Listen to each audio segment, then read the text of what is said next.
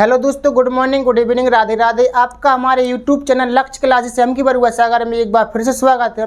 दोस्तों, मैं class 9 10th वालों को इंग्लिश ग्रामर पढ़ा रहा हूं, जिसमें से आज आपका टॉपिक रहेगा सीक्वेंस ऑफ टेंसेस, यानी कि कालों का अनुक्रम।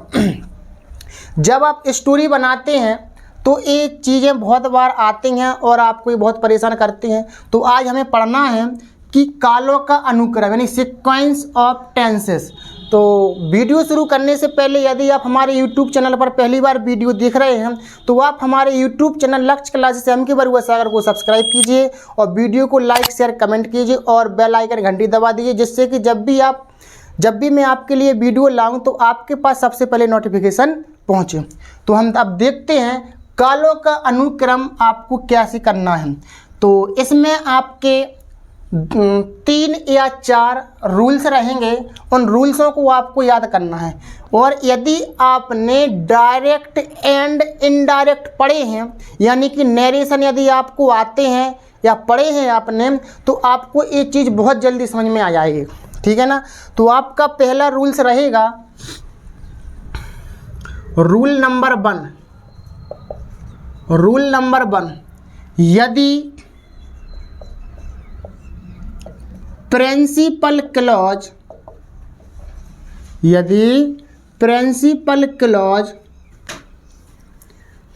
प्रेजेंट या फ्यूचर में है, यदि प्रिंसिपल क्लॉज प्रेजेंट या फ्यूचर में हो, यदि प्रिंसिपल क्लॉज प्रेजेंट या फ्यूचर में हो तो सबऑर्डिनेट क्लॉज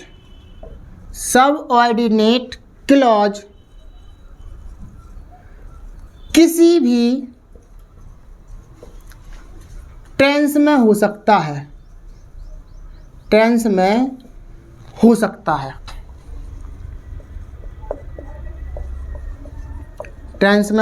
है। यानी कहने का अर्थ है, यदि प्रिंसिपल क्लॉज आपका प्रेजेंट में हो या फ्यूचर में हो तो सबऑर्डिनेट क्लॉज किसी भी टेंस में हो सकता है। यहाँ पर आप समझने की कोशिश कीजिए, प्रेजेंट या फ्यूचर का मतलब क्या है। प्रेजेंट के आपके 4 भाग होते हैं, हमने आपको पहले बता दिया है और पढ़ा दिए हैं। Present indefinite, present continuous, present perfect continue. इसी तरीके से फ्यूचर के भी 4 भाग होते हैं, future indefinite, future continuous, future perfect और फ्यूचर परफेक्ट कंटिन्यूअस। तो यहाँ पर या तो प्रेजेंट का कोई सा भी पार्ट हो 4 में से, फ्यूचर का कोई सा भी पार्ट हो 4 में से, तो प्रिंसिपल क्लॉज प्रेजेंट या फ्यूचर में है तो सबऑर्डिनेट क्लॉज किसी भी टेंस में हो सकता है। अब हम इसके लिए एग्जाम्पल देखते हैं। आपका पहला एग्जाम्पल रहेगा, सुरेश कहता है कि वह एक पत्र लिख रहा है। सुरेश कहता है कि वह एक पत्र लिख रहा है। अब इसमें सबसे पहले आपको तो ये पता करना है कि प्रिंसिपल क्लॉज क्या कहलाता है, सबऑर्डिनेट क्लॉज क्या कहलाता है। तो ये आपका कहलाता है प्रिंसिपल क्लॉज। कौन सा क्लॉज कहलाता है ये आपका? ये प्रिंसिपल क्लॉज कहलाता है।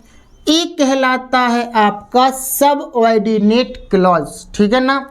तो यदि प्रिंसिपल क्लॉज आपका प्रेजेंट में हो या फ्यूचर में हो तो सबऑर्डिनेट क्लॉज किसी भी टेंस में हो सकता है, पीछे कुछ भी हो सकता है। हम देखते हैं पहला टेंस यानी कि प्रिंसिपल क्लॉज ता है, तो हमें बताएं किस टेंस की पहचान ता है होती है। तो आप कहेंगे पहला ही टेंस है सिंपल प्रेजेंट, या फिर हम उसको बोलेंगे प्रेजेंट इंडेफिनिट। यानी कुल मिला के यहाँ पर प्रेजेंट है, आगे प्रेजेंट है, पीछे कुछ भी हो सकता है। कुछ भी का मतलब है यहाँ पर प्रेजेंट का कोई सा भी टेंस हो सकता, पास्ट का कोई सा भी टेंस हो सकता, फ्यूचर का कोई सा भी टेंस हो सकता, यहाँ पर बी के रूप हो सकते, मॉडल्स हो सकते, कुछ भी हो सकता है। यदि आगे प्रेजेंट या फ्यूचर है तो पीछे कोई सा भी टेंस हो सकता है। हम अब बनाएंगे इसको। सुरेश कहता है, ता है, समझ गए, प्रेजेंट इंडेफिनिट है। कैसे बनाएंगे? सुरेश कहना के लिए अपन क्या लिखते हैं? से लिखते हैं। से में एस जोड़ दो, प्रेजेंट इंडेफिनिट है, एस या ईएस होती है हेल्पिंग वर्ब या फिर डूडर। सेंटेंस अफर्मेटिव है, सब्जेक्ट एक वचन है यानी कि सिंगुलर सब्जेक्ट है, एस या ईएस का नियम चलेगा। सुरेश सेज, और की के लिए हम लगाते हैं दैट। क्या लगाते हैं? That. Suresh says that, Suresh कहता है दैट कि वह एक पत्र लिख रहा है। पीछे क्या है? रहा है, रही है, रहे हैं। कौन से टेंस की पहचान रहा है, रही है, रहे हैं होती है? तो प्रेजेंट का दूसरा, प्रेजेंट कंटिन्यूअस। तो ही क्या होती है helping verb? Is. He is लिखना के लिए writing a letter, writing a letter. इस तरीके से आपका ये सेंटेंस बनेगा, यानी कि आगे प्रेजेंट हो या फ्यूचर हो, पीछे कुछ भी हो सकता है। ठीक है ना? अगला एग्जाम्पल देखेंगे।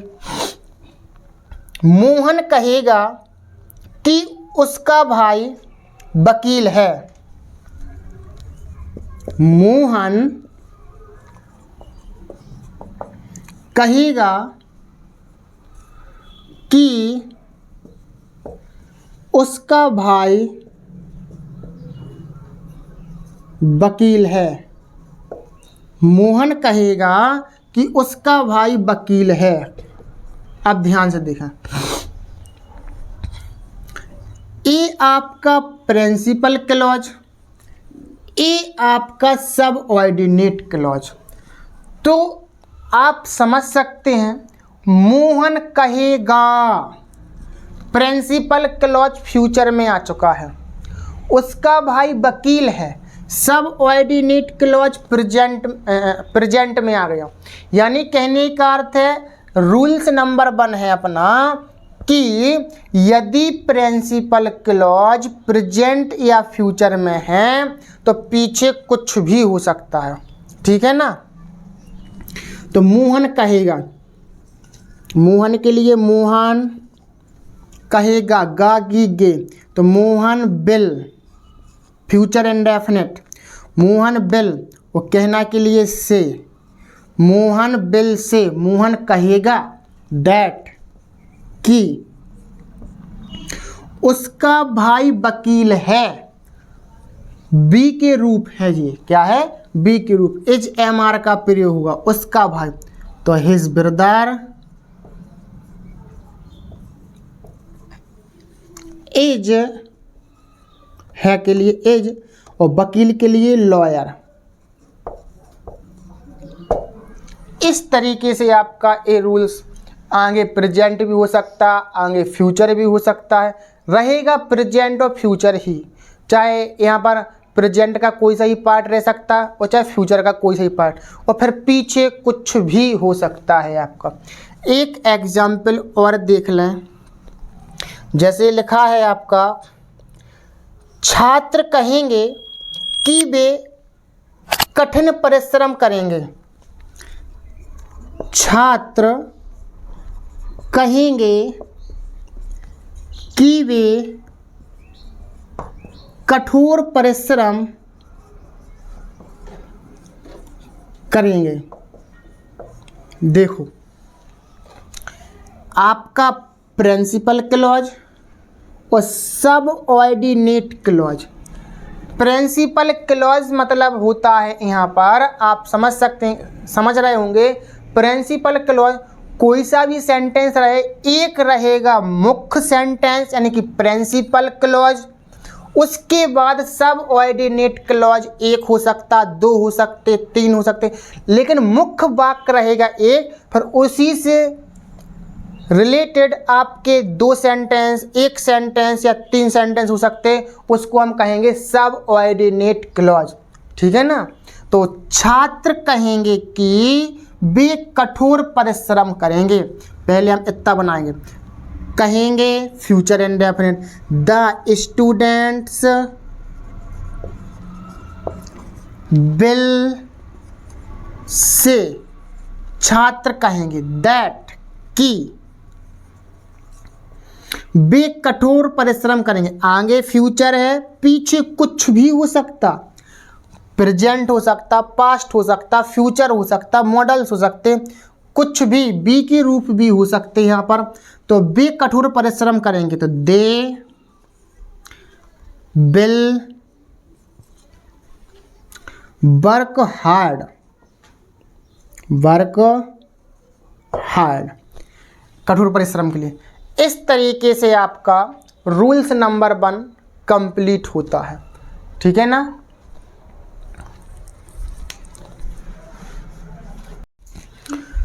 दोस्तों हम देखते हैं रूल्स नंबर 2। आपका रूल नंबर 2 है, क्या है? यदि प्रिंसिपल क्लॉज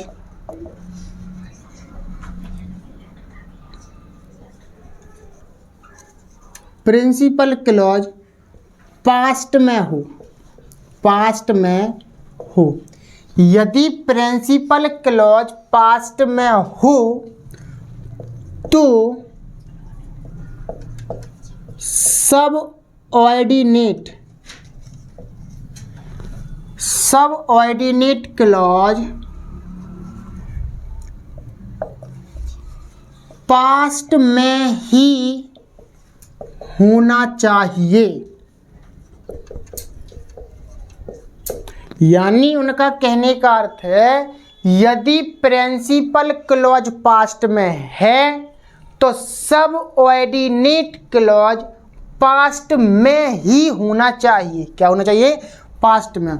यदि पास्ट में है तो ठीक है, नहीं है तो डायरेक्ट एंड इनडायरेक्ट के रूल्स लगा करके उसको हम चेंज करेंगे। आपको डायरेक्ट एंड इनडायरेक्ट के रूल्स आपको पता होना चाहिए। तो आपके पास एग्जाम्पल रहेगा, हमने देखा कि एक कुत्ता सड़क पर दौड़ रहा है। हमने देखा कि एक कुत्ता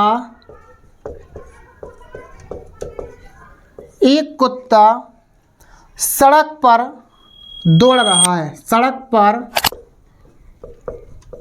दौड़ रहा है। अब ध्यान से सुनो, हमने देखा कि एक कुत्ता सड़क पर दौड़ रहा है। तो अब इधर पर आप देख सकते हैं, हमने देखा कि ये आपका प्रिंसिपल क्लॉज है, एक कुत्ता सड़क पर दौड़ रहा है, ये आपका सब ऑर्डिनेट क्लॉज है। हमने अभी रूल्स बताया, यदि प्रिंसिपल क्लॉज पास्ट में हो, हमने देखा पास्ट इंडेफिनिट, ता था, ती थी, ते थे, या फिर आ ई ए पास्ट में है इधर पर। तो हमने देखा पास्ट इंडेफिनिट कि एक कुत्ता सड़क पर दौड़ रहा है, इधर पर है प्रेजेंट कंटिन्यूअस, रहा है, रही है, रहे हैं, दूसरे नंबर का टेंस, प्रेजेंट का दूसरा। तो यहाँ पर प्रेजेंट कंटिन्यूअस है, इधर पर पास्ट इंडेफिनिट है। रूल्स कहता है यदि प्रिंसिपल क्लॉज पास्ट में है तो सब ऑर्डिनेट क्लॉज भी पास्ट में होना चाहिए, नहीं है तो करना पड़ेगा। ठीक, हमने देखा, हमने के लिए भी देखना का सेकंड फॉर्म लगाएंगे, पास्ट इंडेफिनिट टेंस है, वी सा। हमने देखा, की के लिए दैट, हमने देखा दैट कि एक कुत्ता, आ डॉग, सड़क पर दौड़ रहा है, कौन सा टेंस है? Present continuous. हमें इसको पास्ट में चेंज करना है। आपको पता होना चाहिए कि डायरेक्ट से इनडायरेक्ट बनाने पर सहायक क्रियाएं चेंज हो जाती हैं। कैसे? यदि यहाँ पर प्रेजेंट है तो यह सारा पास्ट में चेंज हो जाता है। कैसे?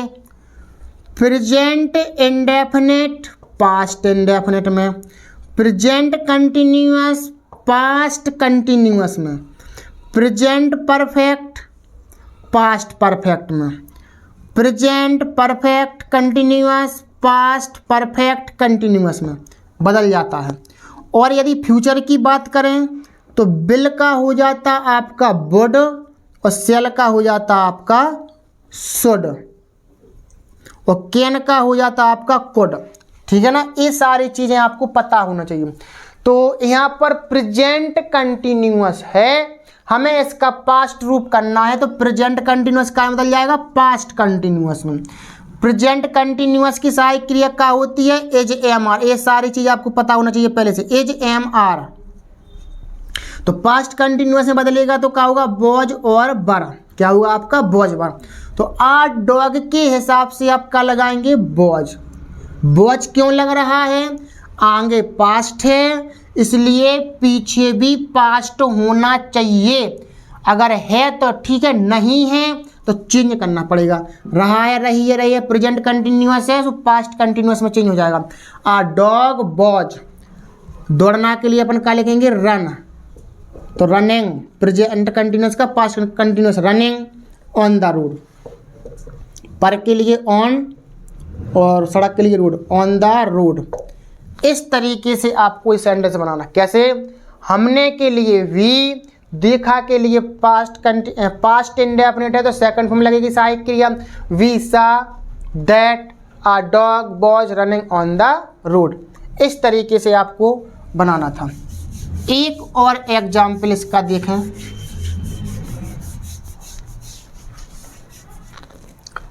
लिखा है, पिता ने कहा कि यह नौकर चोर है। पिता ने कहा, पिताजी ने कहा कि यह नौकर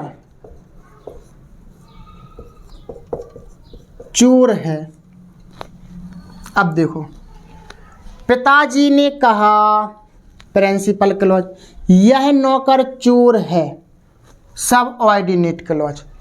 कहा पास्ट इंडेफिनिट, आ गया पास्ट इंडेफिनिट प्रिंसिपल क्लॉज में है तो पीछे भी कुल मिलाकर के इधर पास्ट है तो पीछे भी पास्ट करना है आपको।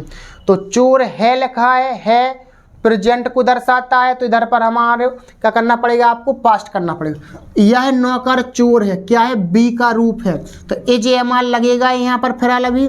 तो आप एज एम आर को काय में चेंज कर देंगे? पास्ट रूप में, वॉज वर में। ठीक है ना। तो पिताजी का क्या होगा? The father. कहा के लिए से लिखते हैं, से का सेकंड फॉर्म होता है सैड। द फादर सैड, पिताजी ने कहा, दैट कि यह नौकर चोर है। दिस सर्वेंट, एजेएमआर का क्या हो जाएगा? वॉजर। बी का रूप एजेएमआर लगता, आगे पास्ट है इसलिए एजेएमआर का क्या हो जाएगा? वॉजर। This servant was a thief. इस तरीके से आपको सेकंड रूल्स करना था। अब हम इसको देखते हैं तीसरा रूल। तीसरा रूल है आपका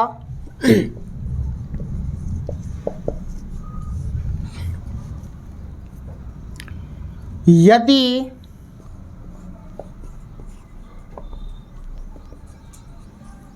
प्रिंसिपल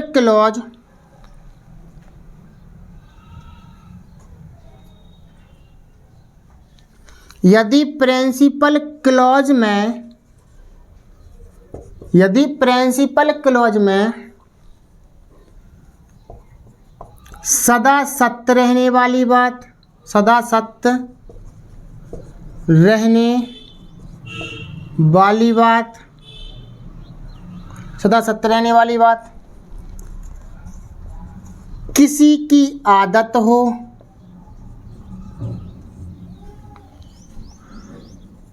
कोई कहावत हो, किसी की आदत हो, सदा सत्य रहने वाली बात, कोई आदत हो, कोई कहावत हो या ऐतिहासिक घटना हो। ऐतिहासिक घटना, ऐतिहासिक घटना हो तो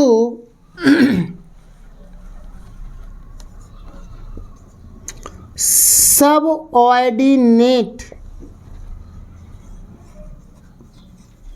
क्लॉज का टेंस नहीं बदलता है। सबऑर्डिनेट क्लॉज का टेंस नहीं बदलता है। ध्यान से सुनो, क्या कहना चाह रहे हैं इसमें? एक कहना चाह रहे हैं यदि प्रिंसिपल क्लॉज में कोई सदा सत्य रहने वाली बात हो, किसी की आदत हो, कोई कहावत हो या ऐतिहासिक घटना हो तो सबऑर्डिनेट क्लॉज का टेंस नहीं बदलता है। कैसा नहीं बदलता है? इसके जैसा, जैसे मान लो कि यहाँ पर कहा कि पिताजी ने कहा कि यह नौकर चोर है, आगे पास्ट है तो अंदर का टेंस चेंज हो चुका है, यानी कि एज एम आर लगना था तो वॉजवर हो गया।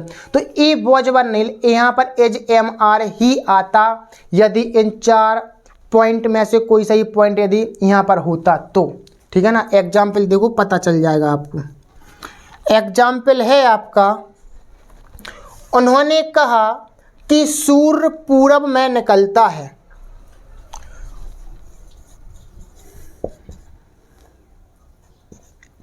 उन्होंने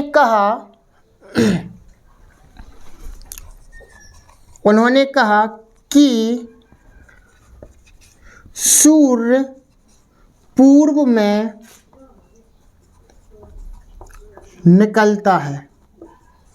देखो ध्यान से, उन्होंने कहा कि सूर्य पूर्व में निकलता है। ये आपका प्रिंसिपल क्लॉज, ये आपका सबऑर्डिनेट क्लॉज। ध्यान से देखो, उन्होंने कहा पास्ट इंडेफिनिट है कि सूर्य पूर्व में निकलता है। भैया आगे पास्ट है तो पीछे भी पास्ट होना चाहिए था, लेकिन यहाँ पर देखो ता है लिखा है तो प्रेजेंट है तो हम क्या करेंगे? पास्ट करेंगे। लेकिन एक चीज और, सूर्य पूर्व में निकलता है तो बताएं इन 4 में से क्या इसमें नजर आ रहा है?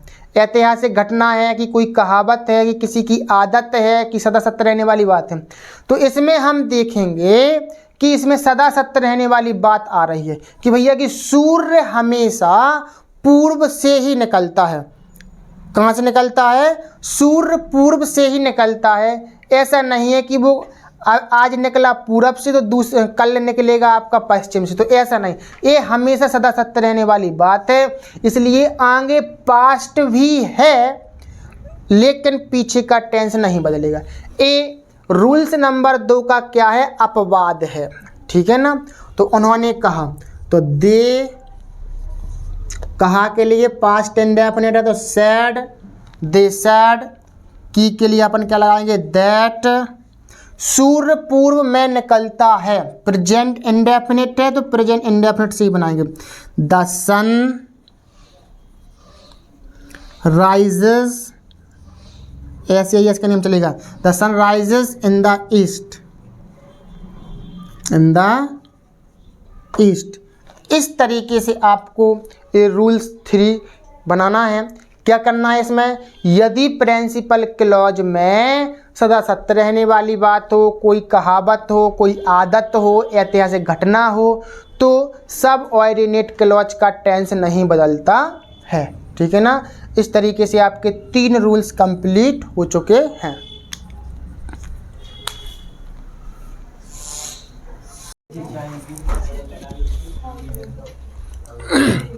दोस्तों हम देखते हैं रूल नंबर 4। रूल नंबर 4 में क्या है? यदि वाक्य में उद्देश्य नजर आए। क्या है? उद्देश्य हो तब क्या करते हैं?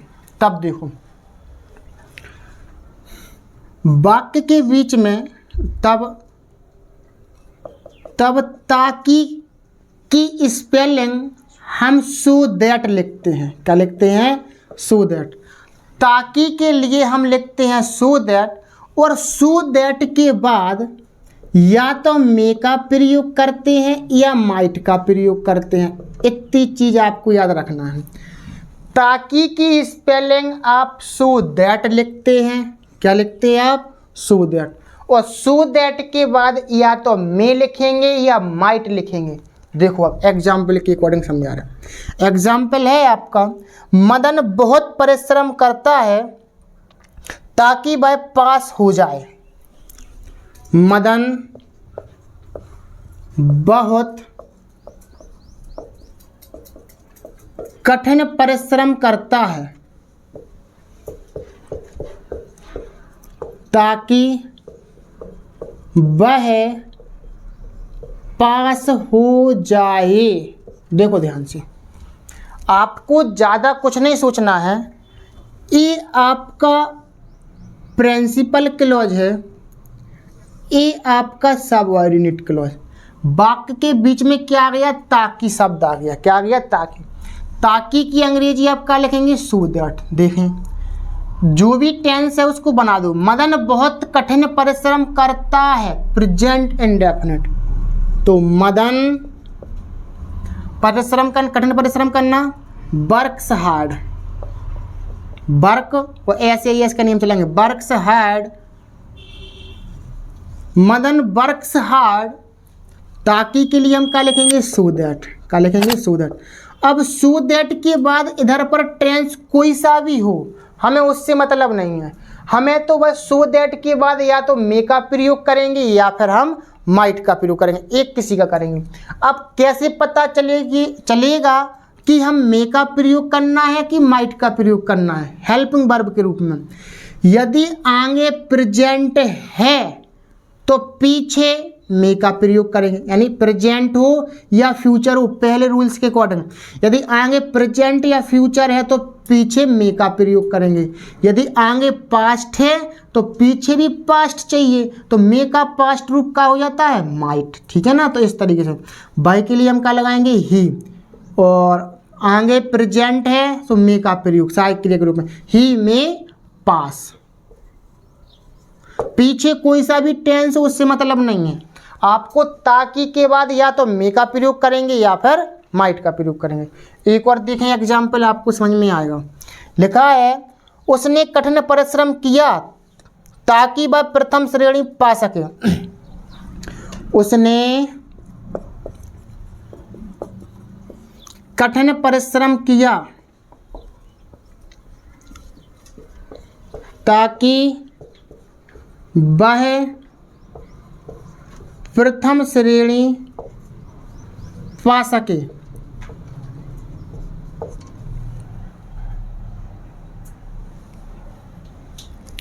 देखो उसने कठिन परिश्रम किया, पहले इतना बनाएंगे, वह प्रथम श्रेणी पा सके, फिर इसको बनाएंगे हम। तो पहले इतना बनाएंगे, उसने कठिन परिश्रम किया, पास्ट इंडेफिनिट। ही पास्ट इंडेफिनिट है तो सेकंड हम, he worked hard. He work hard, ताकि के लिए so that. He worked hard, उसने कठिन परिश्रम किया, सो दैट ताकि वह प्रथम श्रेणी पा सके। तो ही आगे पास्ट है, पीछे भी पास्ट हमें चाहिए, तो सो दैट के बाद या तो हम मे का प्रयोग करते हैं या माइट का। तो आगे पास्ट है तो पीछे भी पास्ट का पास्ट होगा, तो मे का रूप क्या होगा? पास्ट रूप माइट। तो ही माइट प्रथम श्रेणी पा सके, he might get the first division. इस तरीके से आपको ये सेंटेंस बनाना था। और सीक्वेंस ऑफ टेंसेस यानी कालों का अनुक्रम आपके रूल्स कंप्लीट होते हैं। तो दोस्तों आपको बहुत ही अच्छी तरीके से समझ में आए हैं। और यदि आपको हमारी वीडियो अच्छी लगी हो तो वीडियो को लाइक शेयर और कमेंट कीजिएगा। और यदि आप हमारे यूट्यूब चैनल पर पहली बार वीडियो देख रहे हैं तो हमारे यूट्यूब चैनल को सब्सक्राइब कीजिएगा, बेल आइकन घंटी दबा दीजिए, जिससे कि जब भी मैं आपके लिए वीडियो लाऊं तो आपके पास सबसे पहले नोटिफिकेशन पहुंचे।